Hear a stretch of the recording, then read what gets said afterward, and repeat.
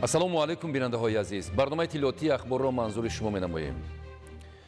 ба истиқболи ҷашни 35-солагии истиқлоли давлатӣ ҷиҳати саҳмгузорӣ дар рушди соҳаи саноат, корҳои сохтмонӣ дар корхонаи ғанигардонии маъдани оҳани ҷамъияти саҳомии пӯшидаи комбинати металлургии тоҷик воқеъ дар ноҳияи Бобоҷон Ғафуров бо маром идома дорад. Корхонаи мазкур ҷиҳати истихроҷ ва коркарди маъдани оҳану дигар маъданҳои ҳамроҳ ва истеҳсолу содироти маҳсулоти босифат аз он бо сармояи ватанӣ бунёд ва бо технологияҳои замонавӣ муҷаҳҳаз мегардад. Зоҳиршоҳи Тағоимрод мавзӯъро идома медиҳад. бунёди корхонаи ғанигардонии маъдани оҳани ҷамъияти саҳомии пӯшидаи комбинати металлургии тоҷик як қадами устувор ба сӯи рушди минбаъдаи соҳаи саноати маъдан, афзоиши иқтидори истеҳсолии кишвар ва содироти маҳсулоти ватанӣ мебошад. Зеро ин нахустин корхонаи ғанигардонии маъдан дар Тоҷикистон дар давраи соҳибистиқлолӣ хоҳад буд. Хотиррасон менамоем, ки моҳи апрели соли 2025 бо иштироки президенти ҷумҳурии Тоҷикистон, пешвои миллат муҳтарам Эмомалӣ раҳмон ба сохтмони корхонаи ғанигардонии маъдани оҳани ҷамъияти саҳомии пӯшидаи комбинати металлургии тоҷик дар ноҳияи Бобоҷон Ғафуров санги асос гузошта шуда буд. То имрӯз бо ҷалби коргарону мутахассисони ватаниву хориҷӣ 70% корҳои бетонрезӣ, биноҳои маишиву истеҳсолӣ ва 30% васлу насби хатҳои технологӣ дар ин корхонаи азими саноатӣ ба анҷом расидааст. Ҳамворкунии майдонҳои истеҳсолӣ бошад барои марҳилаи дуюми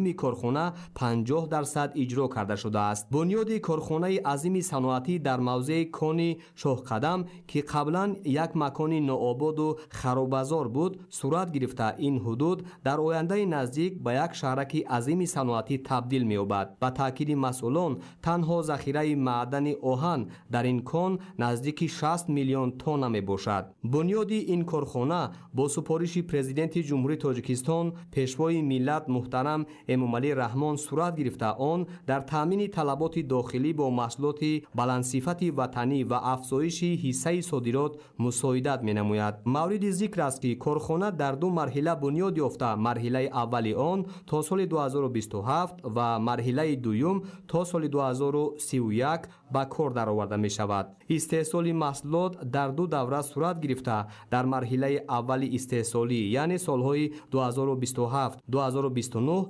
истеҳсоли маҳсулоти нимтайёр ва дар дуюм давра, яъне соли 2031 истеҳсоли маҳсулоти тайёр бо иқтидори 850 000 тонна арматура дар як сол ба роҳ монда мешавад. иқтидори лоиҳавии солонаи корхона истихроҷ ва коркарди 2,5 миллион тонна маъдан буда, аз он 1,1 миллион тонна консентрати истеҳсолӣ ба даст меояд. ҳаҷми маъдани оҳан дар хока 62-65% ташкил медиҳад. аз ин кон ҳамчунин дигар маъданҳои сиёҳ ва рангаи ҳамроҳ истеҳсол хоҳад шуд. маҳсулоти корхонаи мазкур на танҳо ивазкунандаи воридот аст, балки қисми зиёди он ба содирот нигаронида шудааст. طبق دستور و سپارش‌های پیشوای معظم ملت پرزیدنت جمهوری تاجیکستان محترم امامعلی رحمان، صنعتی کنونی با صورت کشور هدف چهارمی استراتژی اعلام گردیده است. در این سمت از جانب جمعیت سهامی پشتی کامبینات متالورژی توجیک یک کارخانه عظیم صنعتی بنیاد گردیده ایستاده است که عین زمان 70% کارهای بیتونگیری به انجام رسیده و اینچنین 30% کارهای نصب و وصل تجهیزات‌ها به انجام رسیده است. حالا کارهای ساختمانی شبانه روزی با مرام ادامه دارد و در این سمت 800 نفر از جانب متخصصان تاجیک و چینی کار و فعالیت برده ایستادند. محصولات استحصال شونده پورا واردات ایواز کننده می باشد. اشیاء خامی که در جریان استحصالات استفاده می شود 90% آن محصولات های وطنی می باشد. дар раванди истеҳсолот 90% ашёи хоми ватанӣ аз қабили ангиштсанг, оҳак ва хокаи бетонин истеҳсол мегардад. ҷиҳати иҷрои босамари корҳо техникаҳои зарурӣ ба таври мунтазам фаъолият доранд. дар ин шабу рӯз, ки ҳаво сарду боришоти барф аст, вале новобаста ба он, коргарону мутахассисони ватаниву хориҷӣ ба таври шабонарӯзӣ дар ду баст корро идома медиҳанд, то иншоот сари вақт бунёд ва ба истифода سپریده شود. حالا در میدان 60 گکتار دستگاه و تجهیزات ضروری پیشرفته ساحه از کشورهای خارجی دور و نزدیک وارد گردیده وصل و نصب آن در انشاءات ادامه دارد. عین زمان در کارهای ساختمانی و وصل و نصب دستگاه و تجهیزات ضروری 800 نفر متخصص محلی و خارجی از جمهوری تاجیکستان و جمهوری مردمی چین در 14 منطقه به کار جلب شدند و پس از به کار درآوردن مرحله اول کارخانه 1200 نفر و بعد پورا آماده شدن کارخانه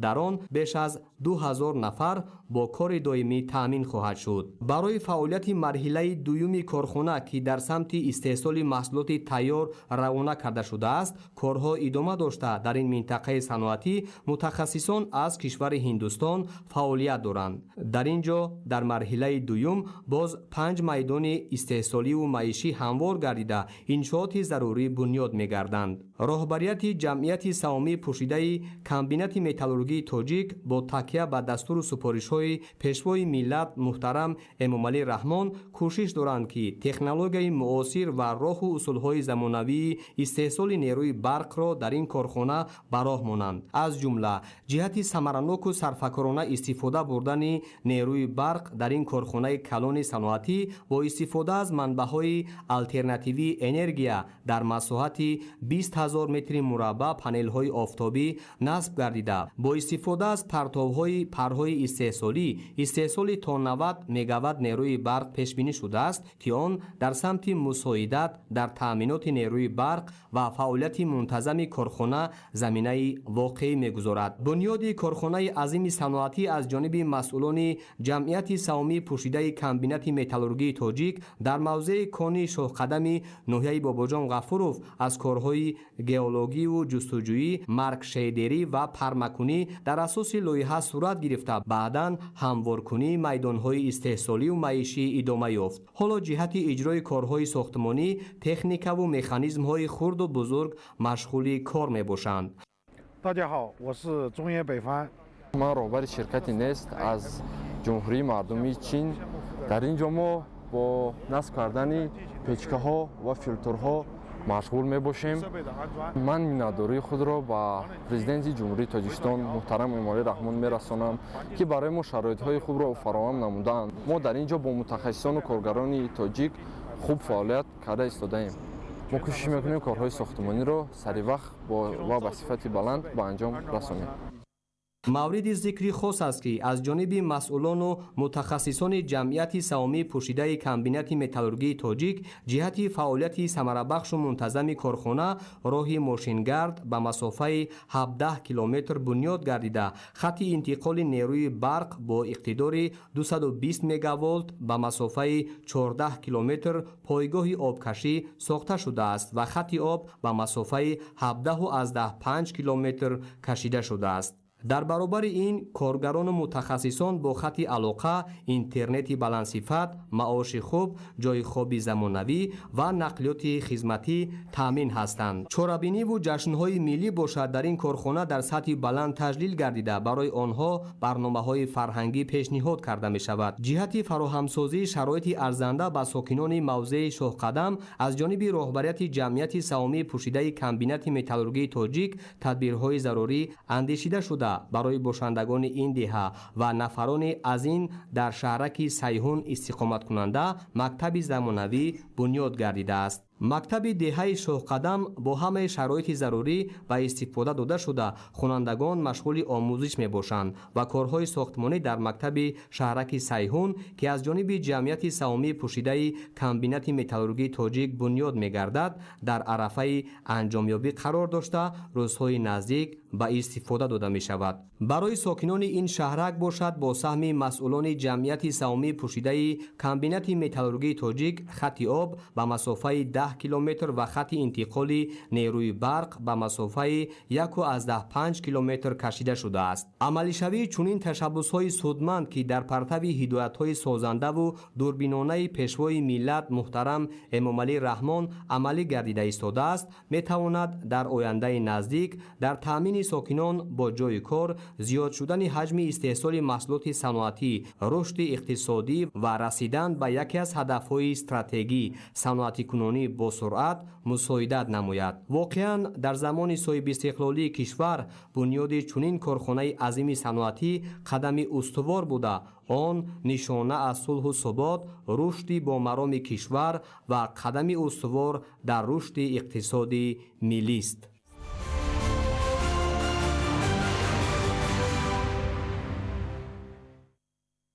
رشد ساحه کشاورزی در تامین امنیت عضوقواری و غذای خوش‌صفت نقش ارزنده دارد. سالی روان در ناحیه نوروباد با مقصد پیشرفت ساحه و افزایش حجم استحصال محصولات بیش از 35 گکتار زمینی بکارخوابیده حدود ناحیه به گردش کشاورزی درآورده شد. در شرایط منطقه‌های بلندکوه ناحیه نوروباد برای به گردش کشاورزی فرا گرفتن زمین‌های بکارخوابیده پیش از همه تخت و هموارکنی و گشودن کانال‌های خودجاری ضرور است تا زمین‌های کشت‌شونده به قدر کافی آبیاری کرده شود. از روی حسابات متخصصان در بیشتر موضع‌ها ده‌ها گکتار زمین بکارخوابیده موجود میباشد که از سبب نارساگی آب یگان زراعت کش کرده نمی‌شود. این است که مقامات اجرایی حکومت دولتی ناحیه نوروباد نقشه تخت و هموارکنی و آبیاری زمین‌ها را تهیه نموده تکنیک‌های پوریدار سفربر گردند که تا دوره فصل بهار قطعه‌های زمین برای کشت زراعت‌ها بخصوص کارتوشکا آماده کرده شود. زیرا سال جاری طبق دورنما در مساحت بیش از 4000 کشت زراعت‌های کشاورزی پیش بینی شده. از این 300 گکتارش کارتوشکا می باشد. شروع از فصل تیرما کشاورزان زمین‌های برای کشت کارتوشکا پیش بینی شده را خوش‌صفت شدگار کردند تا از راه و اصول‌های معاصر استفاده برده تخمی‌های خوش‌صفت به اقلیم محل تاب‌آور و حاصلخیز را کشت نمایند. در زمین‌های تل و تپه باشد قریب 1000 گکتار کشت تیرماهی گذرانده شد. برای کشت کارتوشکا در انبارها به قدر کافی تخمی موجود بوده. در این ردیف وزارت کشاورزی همساله خواجگی‌ها را با تخمی‌های خوش‌صفت تأمین می‌کند. در موضع سریقاش بر اثر آفت طبیعی سال گذشته کانال و پایگاه‌های آبکشی پورا خراب و ولنگار شده بود که آن باعث کشت نشدن ده‌ها گکتار زمین گردید. اینک بهر برقرار نمودن کانال و پایگاه و آبیاری ساختمان یک پایگاه نو آغاز گردید تا مشکلات جای داشته را پورا برطرف نماید. زیرا مساحت زمین‌های تشنه‌لب خیلی هم زیاد میباشد. این است که اداره بهداشت زمین و آبیاری را ضرور است جهت تامین زمین‌های کشت با آب پلیزی چاره‌های دخلدار اندیشند. زیرا این عامل میتواند در آینده باعث اجرا نشدن دورنمای کشت زراعت‌های کشاورزی و غذای خوش‌صفت گردد.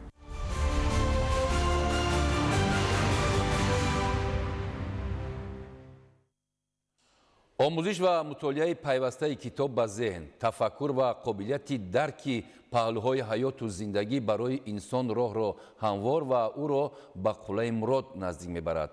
محمد امینزاده خواننده صنف 10 مؤسسه تحصیلات میانه عمومی رقم 35 ناحیه شاه منصور شهر دوشنبه میباشد که در آزمون جمهوری علم فروغ معرفت از روی نامیناسیای فیزیکا و استرونومیا در بین خوانندگان این مؤسسه های تحصیلات میانه عمومی و ابتدایی کسبی سزاوار جای اول گردید.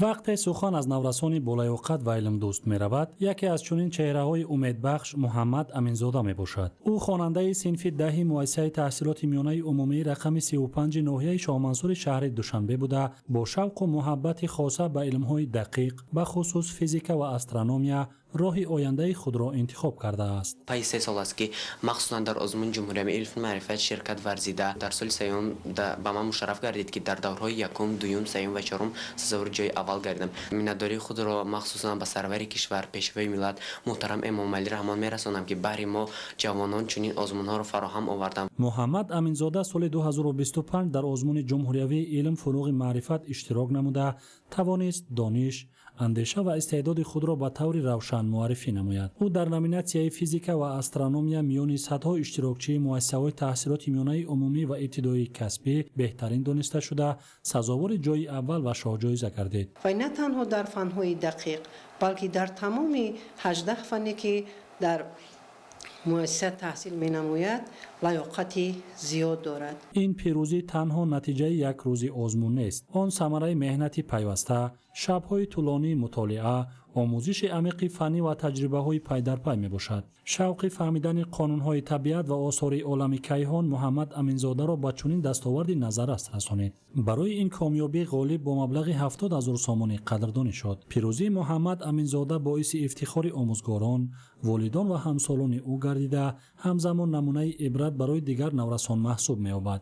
موفقیت فرزند برای هر یک والدین خرسندی بزرگ است. وقتی که می‌بینی فرزند در سبی چندین غالبان در صحنه‌های کلان پا می‌گذارد، یک لحظه فراموش نشدنی است. فکر می‌کنم که این آرزوی هر یک مادر است. این دستاورد ثابت می‌سازد که توجه به علم، دستگیری پیوسته و مهنت صادقانه می‌توانند استعدادها را رشد دهند. محمد امینزاده امروز افتخار مکتب و جامعه آموزشی است و امید می‌رود که در آینده با کشفیات و کامیابی‌های نو نام خود را همچون نماینده شایسته علم تاجیک باز هم بلند می‌بردارد.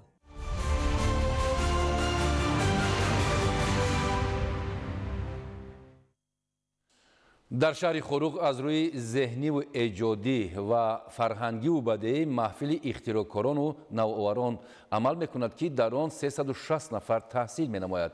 در دایره اعلان سال 2020 سال 2040 20 ساله آموزش و رشد فنهای طبیعت شناسی، دقیق و ریاضی در ساحه علم و معارف توجه اساسی به محفل‌های برنامه‌سازی، ربات‌سازی، عجایبات خیمیا و دوستداران گئوگرافیا داده می شود. امسال اعضایان محفل در آزمون‌های جمهوریوی دستاوردهای خود را پیشنهاد می کنند.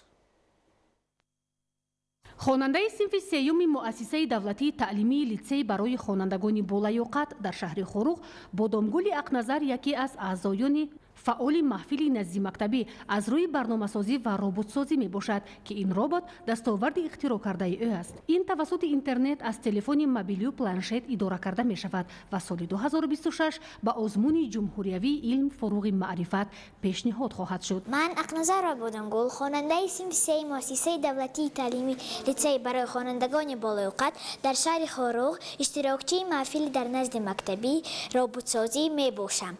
ما در محفل خود یکچند ربات ها را ساختیم. این ربات ها توسط کامپیوتری حرکت می کنند و ما در آینده خواهیم که در آزمون جمهوریوی علم فروغ و معرفت با ربات خود اشتراک کرده سزاوار جای نمایان گردیم. مؤسسه دولتی تعلیمی لیتسه برای خوانندگان بالیاقت در شهر خروق فعالیت خود را در اساس سیاست معارف پرورانه پرزیدنت جمهوری تاجیکستان پیشوای ملت محترم امامعلی رحمان در سمت تعلیم و تدریس بیش از 1000 خواننده به راه مانده اشتراک نسل نورس را در آزمون‌های جمهوریوی تامین می‌نماید. در محفل نزدی مکتبی اختراعکاران و نوآوران بیش از 300 خواننده اشتراک می‌نمایند. اعضایان محفل فارغ از ساعت درسی با کمک آموزگاران علاوةً به از خودکنی علم و دانش و اختراعکاری مشغول می‌گردند. در زمینه اعلان گردیدن سال‌های 2020-2040 20 ساله آموزش و رشد فن‌های طبیعت شناسی، دقیق و ریاضی در ساحه علم و معارف دایره محفل وسیع گردیده 32 طالب علم در محفل برنامه‌سازی و ربات‌سازی به از خودکنی تکنولوژی معاصر مشغول هستند. جاری نمودن برنامه‌سازی و ربات‌سازی در مؤسسه‌های تعلیمی طلبات زمان می‌باشد. پیشوای ملت در سخنرانی‌های خود برها تاکید نمودند جوانان باید دانش معاصر داشته باشند، زبان‌های خارجی و تکنولوژی‌های اطلاعاتی را از خود نمایند. محفل مذکور محض به اجرای همین هدف استراتژی روانه گردیده است. با تکیه به این هدایت‌ها محفل برنامه‌سازی و ربات‌سازی در مؤسسه ما با مقصد بلند برداشتن سواد رقمی خوانندگان، تشکل تفکر ذهنی، رشد ملکه‌های عملی و آماده نمودن نسل نورس به کسب‌های آینده فعالیت می‌کنند. طالب علمان صنف‌های بالایی به آماده نمودن آینه نقره‌گین مشغولند و این دستاورد از المنت‌های کیمیایی آماده کرده می‌شود. این اختراعات نیز در سال 2026 به آزمون جمهوریوی علم فروغ معرفت پیشکش می‌گردد. ریاکسیون آینه نقره‌گین را ما اساساً از کمپوننت‌های شیمیایی اشعاع ناتری، نیترات نقره، گلوکوز و آب و آمیاک استفاده برده در حرارت نهایت بلند یعنی 1000 گراد سلسیوس گرم نموده آینه خود را پیدا نموده. اهل محفل با همدستی آموزگاران مؤسسه به آموختن پیریخ‌ها، انرژی سبز و عامل‌های دیگرگونشوی اقلیم مشغول بوده نمونه تصویر ذخیره‌های هیدروانرژتیکی و راه‌های مطابق شوی به اقلیم را آماده می‌کنند. در مؤسسه دولتی تعلیمی لیتسه برای خوانندگان بالیاقت در شهر خروق جریان درس‌ها با 3 زبان صورت گرفته حالا با توجه به تشکل علم‌های دقیق سال 2026 دستاوردهای اختراع کرده خود را در آزمون جمهوری علم فروغ معرفت معرفی می‌کنند.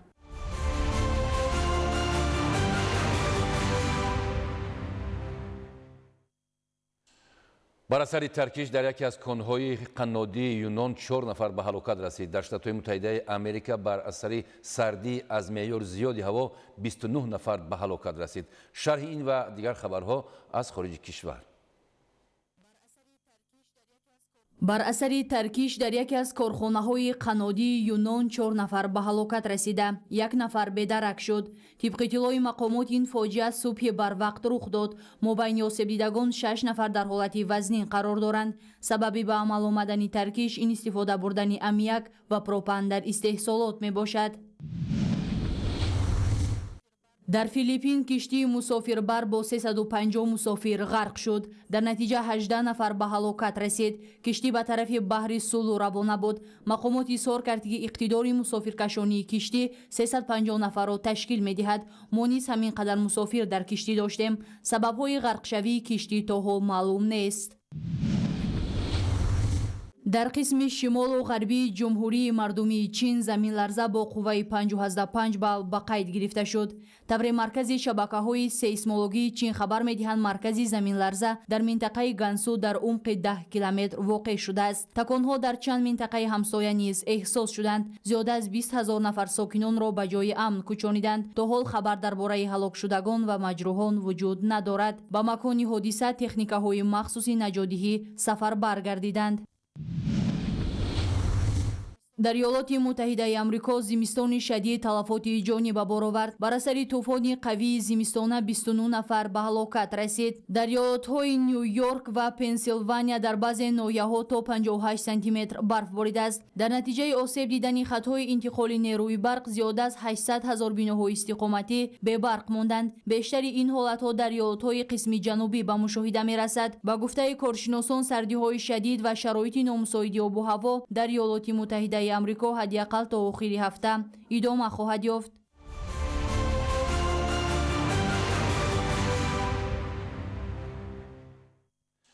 بیننده های عزیز، این بود برنامه اطلاعاتی اخبار. خیر سلامت باشید.